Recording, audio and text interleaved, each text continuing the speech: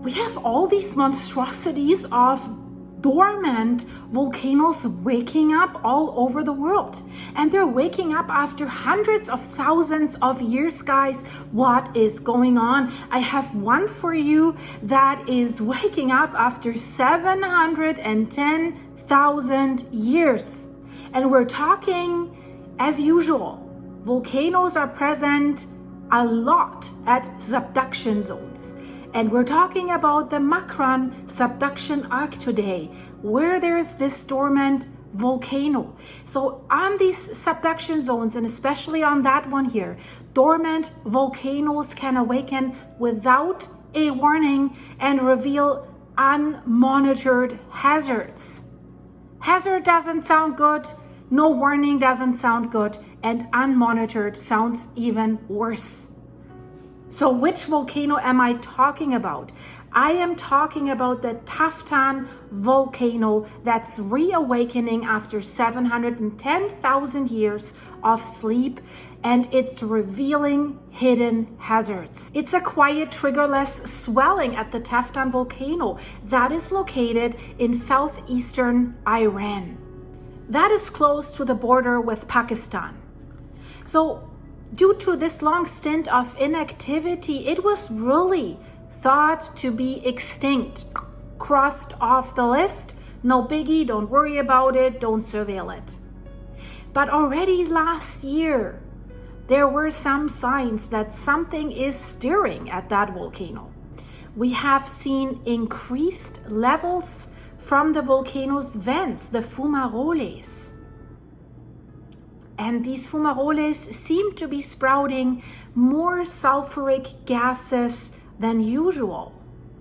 And smoke and ash that was released from the volcano could be seen 31 miles, that's roughly 50 kilometers away in the city of Kash. And now we have confirmation, because now satellite images have confirmed that there are signs of increased activity and hints that this apparently dormant volcano is rousing. Several researchers, independent from each other, they're reporting that Taftan Volcano is showing unrest, with data revealing the ground at the southeastern summit of the Taftan Volcano, that the ground is rising, and that's never a good sign with a volcano. We have the ground swelling or rising at the southeastern summit around 9 centimeters, that's 3.5 inches. And that only within 10 months. Basically, according to the data, between July 2023 and May 2024.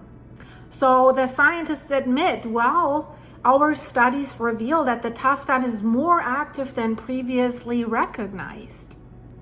And they say now we have the urgent need for a revision of the current volcano risk in that area, because this is a sudden uptick in activity.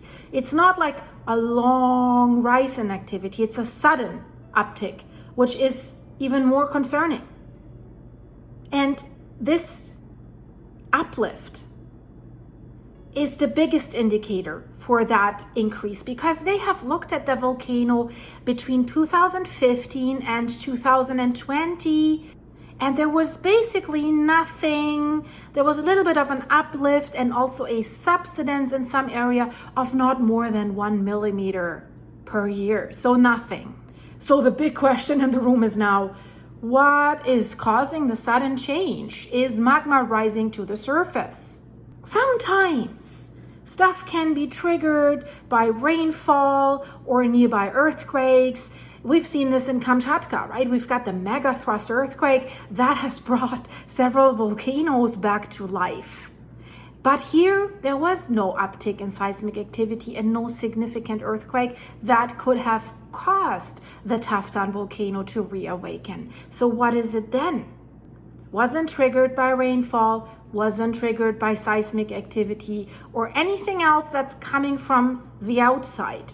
There was no magnitude 5 or higher earthquake within 621 miles, that's roughly 1,000 kilometers around Taftan at this time. So that cannot be it. And what they're noticing, and that's also interesting, that this unrest is displaying a certain pattern of a progressive rise and fall in ground deformation. They say it's not dissimilar to a traveling wave. Traveling wave of magma. So this indicates, this is what the scientists are explaining to us, that it implies that the unrest has been triggered by gradual internal processes as opposed to a sudden external event. That's why they rule out the earthquake, for example. And where's the source of the uplift? What is causing the uplift that we can measure at the top? It lies deeper down, and they have found the source. It's down between 490 and 630 meters. That's 1,607, between 1,607 and 2,066 feet below the surface. And what is it? Is it a magma chamber? That's the first that comes to mind. If a magma chamber is gradually filling up, it's stretching the crust above it, right? The land is rising. Problem is, it's not exactly known what is driving the recent surge of activity, but the scientists put forward a few possible scenarios. So there could be the buildup of gas or the movement of small undetected amounts of magma. And that, according to them, has caused the pressure to intensify and the ground to swell. Well, yeah, that's what volcanoes usually do. And if you watch this channel more often, you know what that means. And if you don't, hey, please do subscribe, hype the video, give it an early like if you can, so that I see you again, because I have, once you watch the video full length, I promise you there's something very interesting in the end screen that you can click and watch then. So stay tuned, because there's more about this Taftan volcano. So while volcanic uplift, they also call it ground swelling or land rise. Personally, I think land rise describes it best, right? My viewers know Campi Flegrei, the supervolcano in Italy, Naples. The land is rising because the volcano is causing problems, right? So all that can be a sign that a volcano may erupt. Of course, we cannot say when. So this unrest is described. It does not necessarily mean an eruption is imminent, but they also don't know. So should there be now an earthquake swarm where that volcano is, that is time to run, definitely. And if we look at the La Fossa caldera in Italy, for example, that just recently, guys, has experienced a 6-centimeter land rise, that's roughly 2.4 inches, and only in a period of 3 months. But it did not erupt. Sometimes the magma, for example, intrudes in other areas, sometimes parallel to the surface.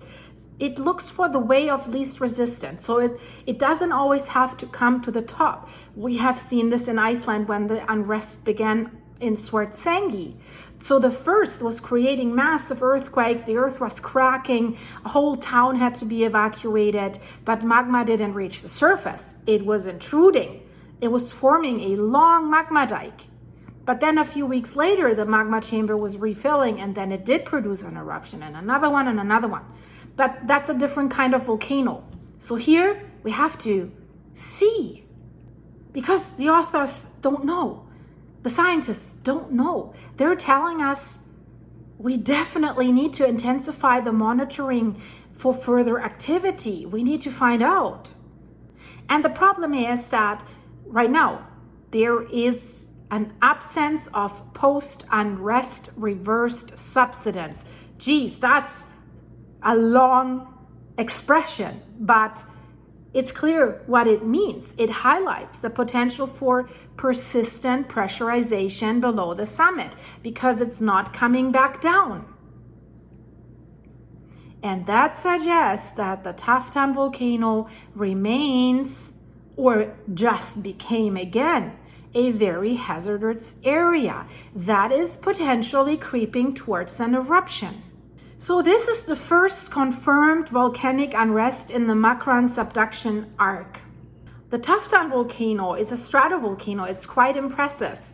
It rises more than 3,900 meters tall in the air. That's roughly 12,800 feet. And it's above southeastern Iran's desert plateau. And now it's marking the most active center of the Makran volcanic arc. That's how it's called.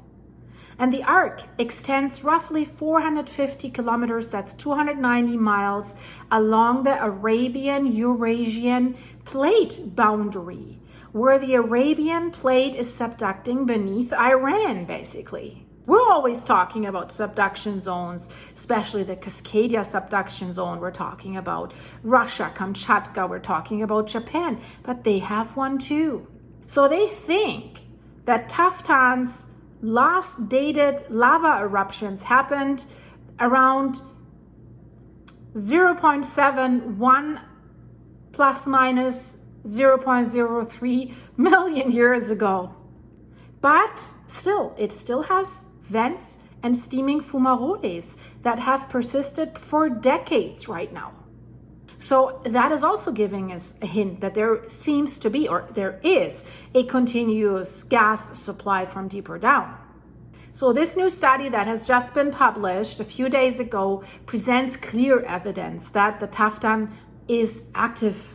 So since that source that seems to be responsible for the deformation is very shallow beneath the summit, far shallower than the magma storage that they think they know where it is at a depth of 3.5 to 9 kilometers, 2.2 and 5.6 miles. So if we think positively, we could say that maybe the shallowness of the source points towards a hydrothermal pressurization rather than a direct magma intrusion. But that can change at any time, and hydrothermal pressurization can also lead to blasts without magma necessarily, right?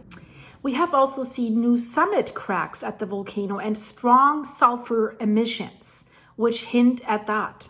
So that would be the version hydrothermal system, like long-term hydrothermal alteration gradually has sealed pore spaces in the volcanic rock around it, has reduced the permeability, and has allowed gases to accumulate because they couldn't escape. So as pressure then increased, fractures have reopened and gases escaped, and that has then slowed down this land rise. The second scenario is still not out of the picture. That's a small undetected batch of magma that must have probably already intruded in the deeper mush zone several kilometers/miles below the surface. So this could also have released volatile gases that rose into the overlying hydrothermal system, also raising pore pressure and causing the uplift. So both mechanisms could produce what we're observing right now. But what we have confirmed is that the fumaroles at Taftan, they release water vapor, carbon dioxide, sulfur dioxide, hydrogen sulfide, and other gases with sulfur dioxide fluxes about 20 plus minus 12 tons per day. And these emissions confirm that magmatic gases continue to supply the shallow hydrothermal system. It's not stopping. And then plus the absence of any measurable subsidence after May 2024. So that is suggesting that the pressurized fluids may still remain trapped beneath the summit. So even if this doesn't lead up to an eruption, there's many hazards. There's a transient inflation that can reopen fumarolic vents, release toxic gases in the surrounding areas, and trigger phreatic explosions that are equally as bad, if you remember White Islands. So these explosions would be capable of endangering nearby communities and infrastructure. So hopefully they will hurry up to put measuring stations around and on this volcano like they do in other active volcanoes around the world, so that they can be sure that they know what this volcano is doing, and yet it still can catch them by surprise, as we know. If you want to fill me up with coffee, link is in the description of this video, buymeacoffee.com/silky. It's greatly appreciated. Thank you for everyone who's doing this, for liking, hyping, subscribing, sending me supers and comments, and click the join button to become a member. Thank you to everyone who's done that, and hello to my new members. New video soon. Thank you. Bye-bye. Oh, and click the end screen. Don't forget that.